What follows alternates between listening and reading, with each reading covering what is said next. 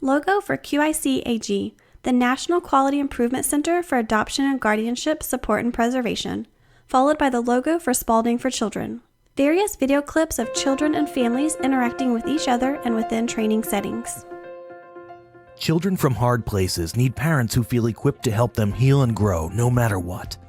That takes preparation, education, support, and the services families need, when they need them.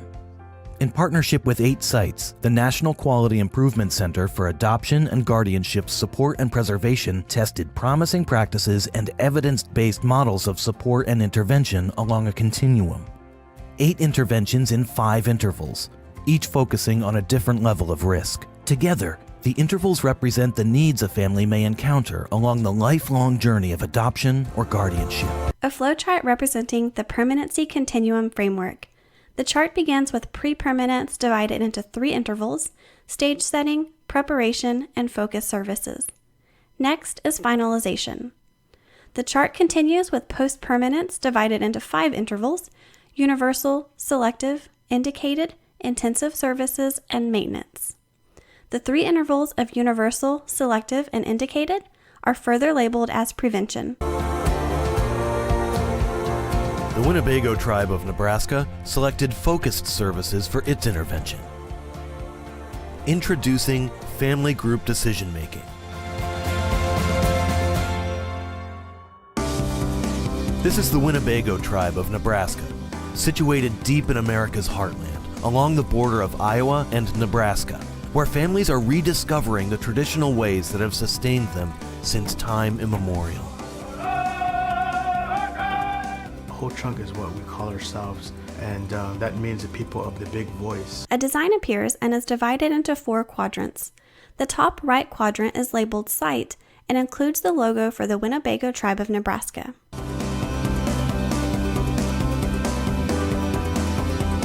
The Winnebago tribe of Nebraska is a sovereign nation, which means the tribe has the authority and responsibility to protect the health, safety, and welfare of tribal citizens, and to decide what is best for its children.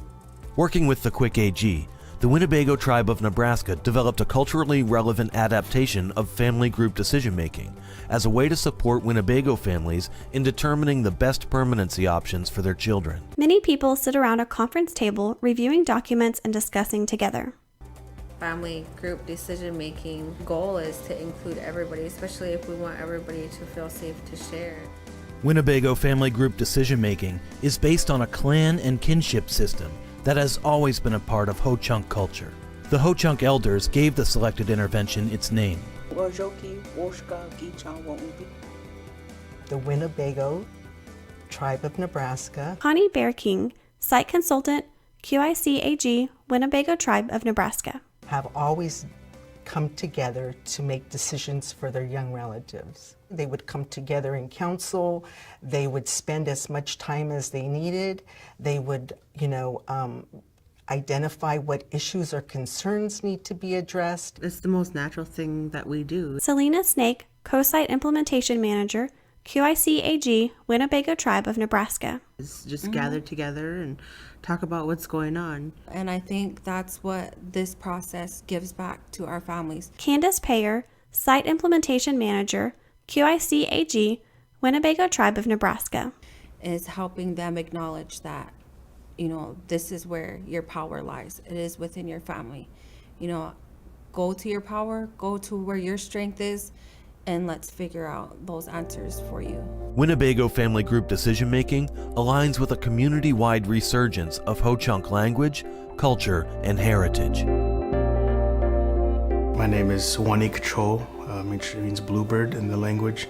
Louis Blue St. Cyr, Program Director, Ho-Chunk Renaissance. My English name is Louis St. Cyr. I'm a member of the Bear Clan. Ho-Chunk Renaissance was created to help revitalize the tribal language. We believe it's Wakan-Chunk. It's a holy, sacred language. And it's up to us to hold that culture, that language of who we are, because one day our kids, our grandkids are going to want to know who they are and where they come from. Boarding schools, the Indian Relocation Act, and other federal policies aimed at assimilating indigenous people into the majority culture took a devastating toll on traditional Indian parenting.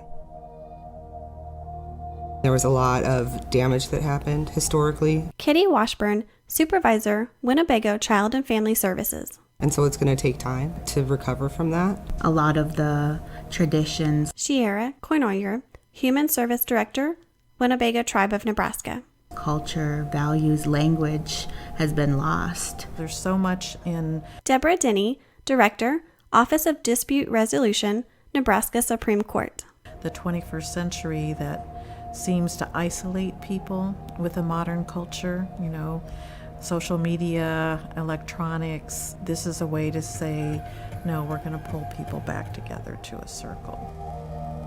The top right quadrant of the design fills in with focused services and is labeled interval. Focused services are targeted for children who are experiencing challenging emotional, behavioral, and mental health issues that might negatively affect their movement to permanence through adoption or guardianship. Our target population is youth who have a non-reunification permanency goal.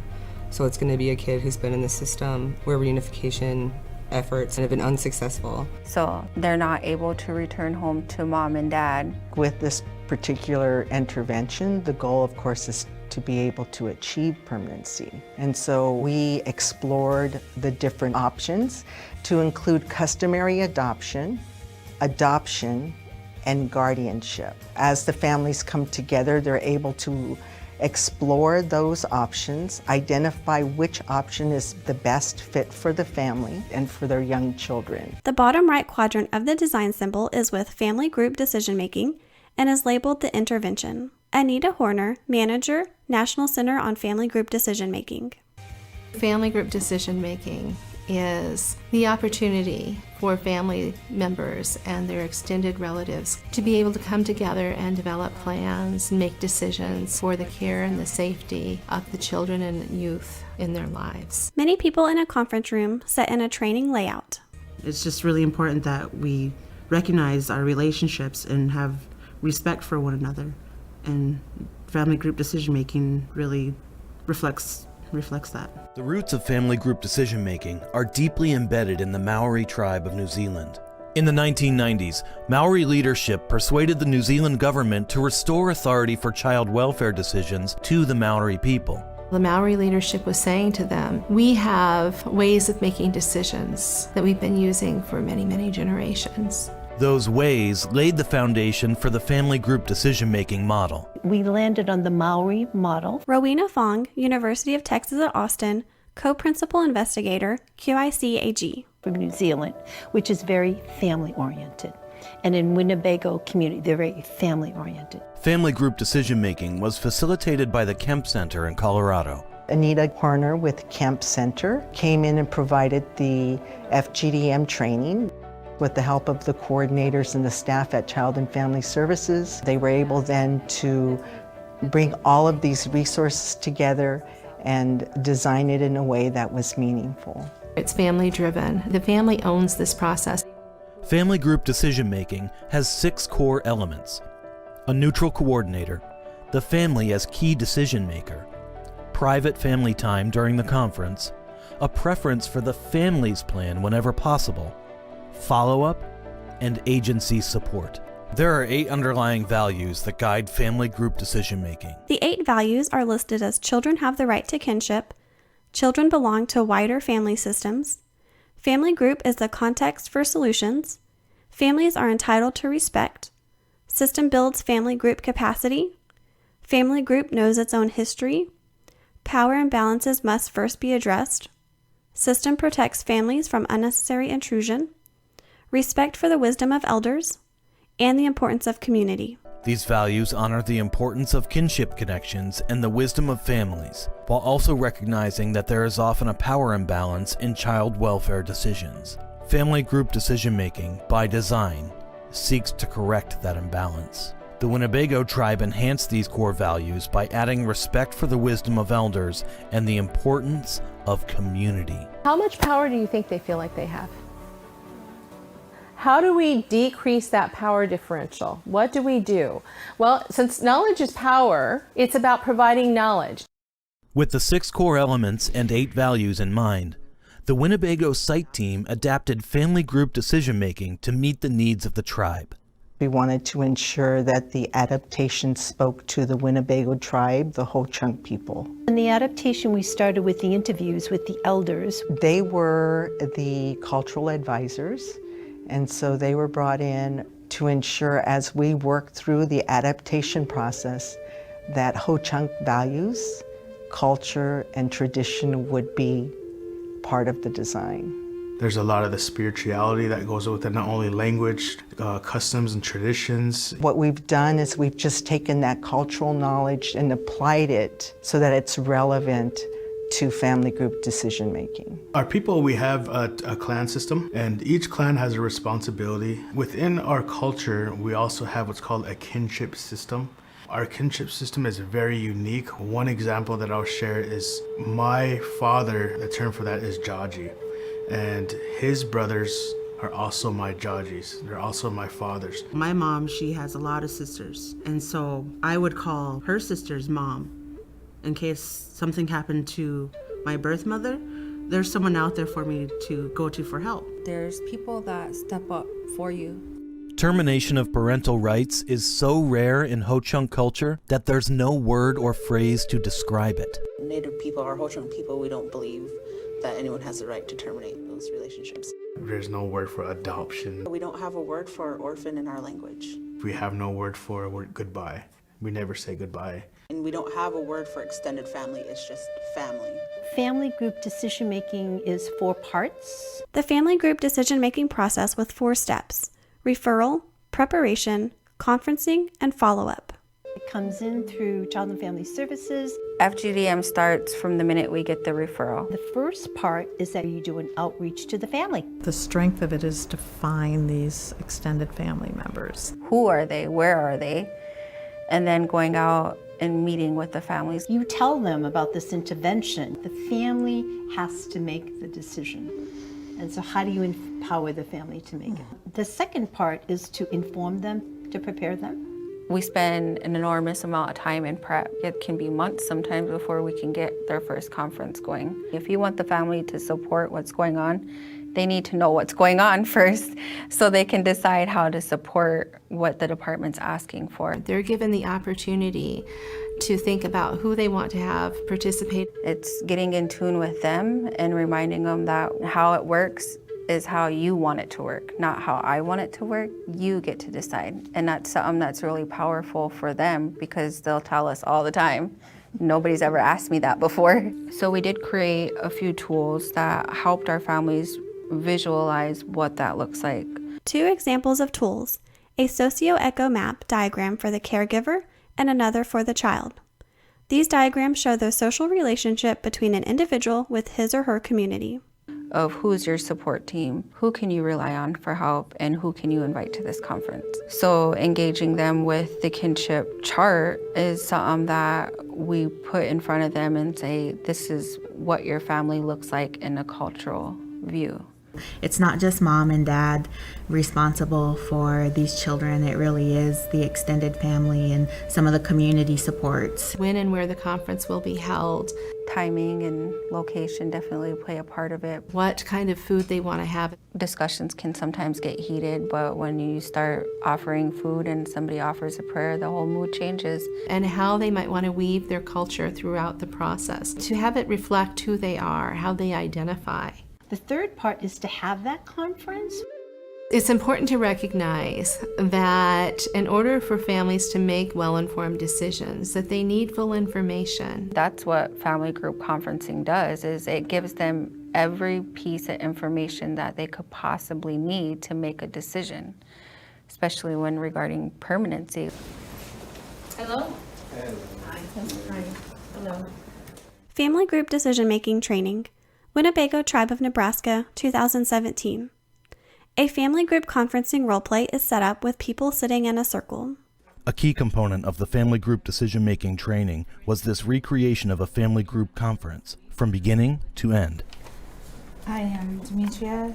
I am the grandmother to Rosalia and Juan Carlos. I am Eduardo's mom. The family comes together and develops a permanency plan which addresses any kind of safety issues or non-negotiables. and they design it themselves during a family private time. Private family time is where the family meets by themselves without the rest of us there. We all leave and then we come back when they're ready for us. We will be available to you if you need us for any questions or concerns you might have while you're in your private family time. With that said, we're going to go ahead and break.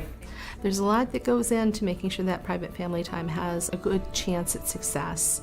It's child-centered and family-driven, and really puts the ownership of what's happening in their family back with the families. After that conference, then we do follow-up. To follow up, to ensure that the plan is viable, that it's doable, that it's sustainable. So that means coming up with a backup plan if necessary. So our kids aren't lingering in the system if your family plan doesn't work. It's a tribal model, family group decision making is, so it fits right in. That's the piece of it that we really like. The bottom left quadrant of the design symbol is now labeled Outcomes, Increased Permanency. One outcome for sure is to see our kids with family, being at home, not being in residential care, not being sent away, but being a part of the community. With our study families, every conference was about permanency, every single conference. And regardless of what our role was, we were all here for the child. A project like this is great because we are building evidence. Monica Faulkner, Director, Texas Institute for Child and Family Wellbeing, QIC-AG Evaluator. And I think that we cannot stop doing that, and we can't limit ourselves to just what's out there. I'm not quite sure of how to put it in words just yet, but aligning culturally appropriate services with family engagement, with child and family services, changed everything. We're dealing with people at a low point in their life, and I think being able to have open communication with the rest of their family and be able to feel that love and support that's there from their family can be life-changing. It's Ho-Chunk, it's ours, and it's gonna be for us, and we made it. It takes the whole community to be able to support this intervention. It's not gonna take just one person. It's not gonna take 2 elders, 3 elders. It's gonna take a tribe. There's a song that our people have. Wogi khote wire aire no. Wogi khote wire. A group of Ho-Chunk people in ceremonial dress singing. And it says to love and respect each other. Take care of Mother Earth, the water. We're also told to protect our language, our way of life. That's who we are, that's what's in our blood. It's a very touching song. Love and respect one another, because that's all who we got. A production of the National Quality Improvement Center for Adoption and Guardianship Support and Preservation at Spalding for Children. A service of the Children's Bureau, U.S. Administration for Children and Families. Funded through the Department of Health and Human Services, Administration for Children and Families, Children's Bureau, grant number 90, C as in Charlie, O as in Oscar, 1122. The contents of this document do not necessarily reflect the views or policies of the funders, nor does mention of trade names, commercial products, or organizations imply endorsement by the U.S. Department of Health and Human Services.